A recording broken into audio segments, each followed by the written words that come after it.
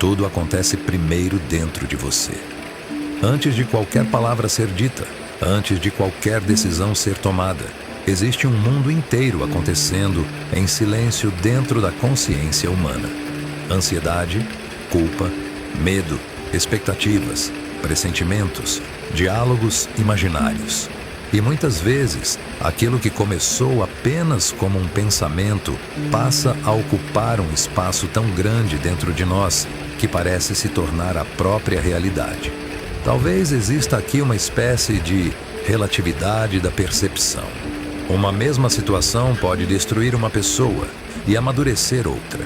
Uma palavra atravessa alguém como uma lâmina, enquanto para outro ela mal deixa marcas. Porque a dor não ocupa apenas um acontecimento, ela ocupa uma interpretação.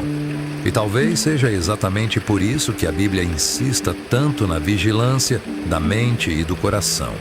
Sobre tudo o que se deve guardar, guarda o teu coração, porque dele procedem as fontes da vida.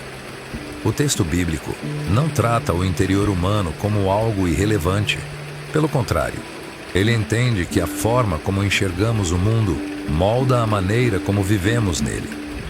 O coração, na tradição bíblica, não é apenas emoção, é centro de consciência, vontade e interpretação da realidade. Isso explica por que tantas vezes sofremos mais dentro da imaginação do que nos fatos concretos. Criamos cenários, respondemos perguntas que ninguém fez, travamos batalhas que nunca aconteceram.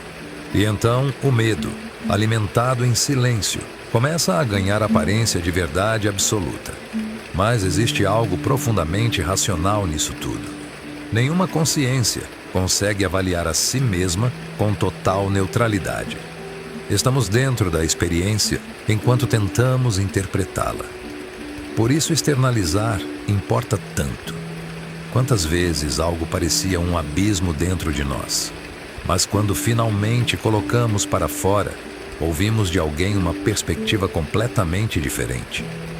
Não porque nossa dor fosse falsa, mas porque estávamos olhando para ela, presos em um único referencial.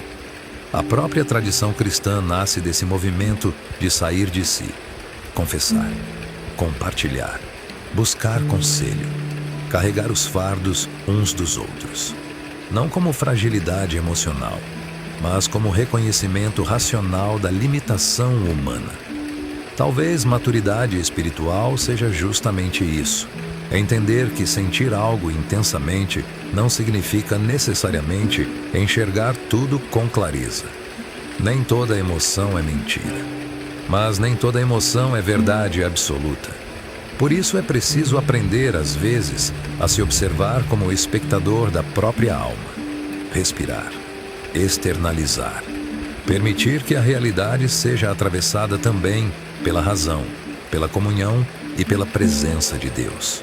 Porque dentro de você, o tempo pode estar colapsando, enquanto Deus, do lado de fora do seu medo, continua sustentando a realidade.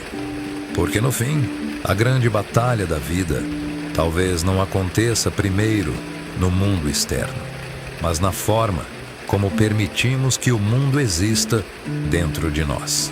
E permanecer preso eternamente aos próprios pensamentos pode ser uma das formas mais silenciosas de aprisionamento humano. Por isso, não alimente sozinho aquilo que está destruindo sua paz em silêncio. Questione seus medos. Exponha suas feridas à luz. Ore antes de concluir. Converse antes de desistir. Porque talvez aquilo que dentro de você parece o fim, diante de Deus e da realidade, ainda seja apenas um caminho que você não conseguiu enxergar por inteiro.